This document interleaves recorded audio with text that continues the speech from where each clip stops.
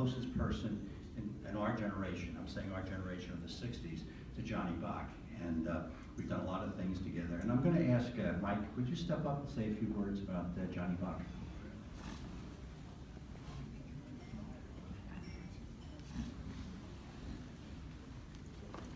Bill told me about this yesterday, so I prepared a little bit. Otherwise, I would just ramble on. I'm disappointed that Tom Courtney's not here. The best athlete in Fordham history.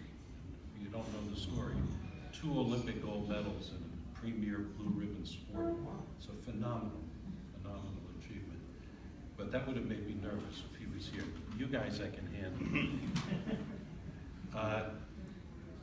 John Bach was an astute, technical coach, respected by his players and the community of coaches. 2 testaments to that. Number 1, he was selected by Hank Iva to be on the coaching staff of the 1972 Olympic team. And there's a book written by Taps Gallagher. If you go online, Taps Gallagher, I think it's the only book he wrote, and it was called Stolen Glory. It's about what went on when we lost that first time to the Russians in the Olympics in 1972. It gives you a big insight into John Bach, into an era where I was raising my family and my career and everything, and we kind of were not in touch. But that book, it's a great book, and it would give you a view of what John was about in many ways, because a lot of it was seen through his eyes. Bill, there were 3 phases of my relationship with Johnny Bach. First, as a player, the coach was very professional, straightforward, and if any of you saw the Villanova-Virginia game this weekend, that's the game he coached. That's the type of, what that team did on the floor is the way Bach approached basketball. The second period is very well documented in the Stolen Glory book. And the third, I got to know him as an adult, which took me a long time to achieve adulthood. He said, as an adult, he was a fellow Fordham alum, and for the last 30 years, I'll share some of the experiences with him. One morning, I'm cutting through the lobby of the Plaza Hotel at 7:30 in the morning, and going to a business function, which was a morning breakfast lingerie fashion show. So I'm scooting across. Now, I know that the Chicago Bulls are in town as they're playing the Knicks in the NBA playoffs. And I see Phil Jackson standing over in the corner, leaning up against the pillar. And I walk up to him, don't say who I am, don't ask him who he is. I just pointed, I said, is John Bach staying at this hotel? He says, did you go to Fordham or Penn State? That was the total interchange. And when I said Fordham, he relaxed and he said, tell me. Because John had an eccentric side, right? And living with him all the time as a coach and his techniques on the floor and coaching. But he said, did you go to Fordham or did you go to Penn State? And that said a lot. He had a lot of respect for John. The other incident was, I was in Tampa, Florida, waiting outside a restaurant to get my car from valet, and there's this guy in front of me with shoulders like this, and people kind of paying attention to him. I was the 5th on line. So I peeked around, it was Michael Jordan. So I tapped him on the shoulder, didn't say who I was, I played for John Bach. He turned around, stood there, and we talked for 5 minutes. He wanted to know about John as a coach, because he was a big fan of Bach's. So finally, I'm getting uneasy because there are people waiting to get their cars and everything. And there's this sleek convertible out there, just waiting to pick up Michael, take off. And who was sitting in the driver's seat? Derek Jeter. So just the connectivity of the whole thing. 5 or 6 years ago, Fordham went out to play Loyola Chicago. Coach Pecora at the time had invited John to the pregame dinner the night before, which was a great thrill for the players and because of John's connection with the NBA and so forth. And the next day, the development group had set up a meeting for John to address the alumni, Fordham alumni in Chicago. And that group was there expecting to hear about NBA basketball, and particularly the Chicago Bulls and his Fordham experience. They didn't get that. They got a very passionate speech about his experience in the military as a tail gunner in the Second World War. Many of you know the story. His twin brother died in that war. His plane was shot down. But that wasn't the hang-up. He was really into the military. And I don't want to ramble. So, but the stories that they did get were about World War II and about Fordham. He had developed a great affinity over the years. He was part of the hard drive, if you will, of Fordham and sports. So you got in and worked, huh? At a Block F dinner, in those days, they gave out the letters at the dinner at the end of the year. And they had players from the 50s and 60s present, because John Bach was the honoree. The 50s was Ed Conlon, which was terrific. He's a great story in his own right. He's still the all-time leading scorer at Fordham. No three-point shot in those days. He did play 4 years. And then the 60s was represented by 3 of us, Bob Melvin, myself, and Wayne McGirt. And we shared our experiences with everybody. But it was just the reach of this man.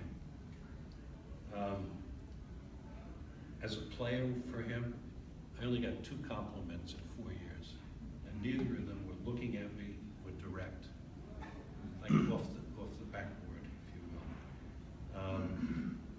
After we won the final game of the year in 1965, we had been invited to the NIT, and this was our first practice to get ready for the NIT. And Bach addresses the team as he pulls them together. He said, I want everybody to remember, and once again, a technical coach, not just X's and O's, but on people and their physical attributes and everything else. He said, pick up today's daily news. The back page shows Mike Fitzgerald taking a layup. He didn't say great shot, great move. He says, that's how you take a layup. The technical part of his mind. The second time, the assistant coach had to miss a varsity game at Hanlon, was his name, Tom Hanlon. And in those days, that particular year, 65, St. John's Arena in Queens, the new arena, was not ready. So Bach, who was also the athletic director at the time, aside from being the coach, had offered St. John's the opportunity to use our place for a game. So it was a triple header. The first game was the Fordham freshmen against Army freshmen. The St. John's game came second, and the third game was Fordham versus Army. And he came to me and he said, I want you to coach the freshman team, because that was the job of the assistant. Were you on that freshman team? You were. So I coached you. And look at you. Just a young dude, but. So, and looking back, reading the book, in retrospect, Coach K was on that freshman team at Army. And who was the guy that played football for the Giants? Who was on that team for Fordham? Bill? Parker. Kenny Parker. Kenny Parker. Kenny Parker, yeah. So, but those are the 2 compliments I got. He selected me because I had no desire to go on to a coaching career, because in those days, head coaches outside of the elite ones made $10,000 a year. And I had ambitions, so I didn't even think about basketball. But we won, by the way, so I have I have a Division I record of 1-0. It's on, and I have my resume, anytime a job comes in, I can lay it out there. In retrospect, we say all these wonderful things about Bach, and any of you guys who were in school at the time, my sophomore year, I played on a team that only had 6 lettermen. To get a letter in basketball, you had to play half the minutes during the season. That was the criteria. So there were only 6 of us that had a letter. So that meant there wasn't a lot of substituting. There was no 30-second clock either. And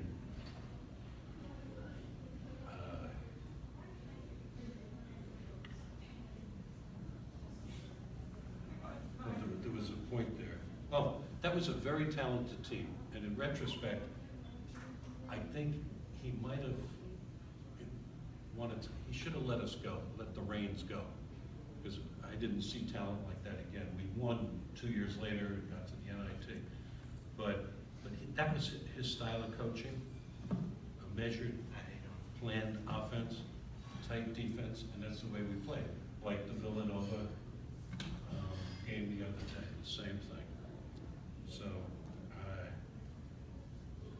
Leon Krasinski, Wayne McGirt, John Stevens, Bob Melvin, Billy Sheridan are still friends to this day.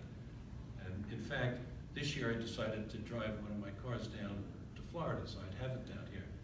And nobody would come with me. So John Stevens lives in Delaware. I said, John, you want to come down a couple of days and stay with Gary? Gary Motter is my son-in-law. And he came down and we had a great time. But we talked about who was the best player that we played against. And it came down to there were 3. It was Bill Bradley, Dave Bing, and Kramer, NYU. Harry Kramer. Yeah, and we split. He thought that Bradley was the best, and I thought Bing was the best. But no, they were both terrific players. And I think that when Michael Jordan, at the end of his career, took over Washington, he hired John as an assistant coach with 2 assignments: take care of the defense and teach Patrick Ewing how to be a coach. Patrick Ewing is struggling today still. He's an assistant for the Hornets and his aspiration, but he had a great relationship with Buck. And you guys made this story hit the New York Post. Michael Jordan and Patrick Ewing collaborated and bought a Rolls-Royce convertible and gave it to Johnny Bach on his last day as the coach. They asked him to come downstairs. This was at the Washington Arena. And it was a testimony. And if you really want to hear about John Bach, Doug Collins, who played for him in the Olympics, he was an assistant to Collins at a few stops along the way. And Collins is a great coach today. His son coaches Northwestern.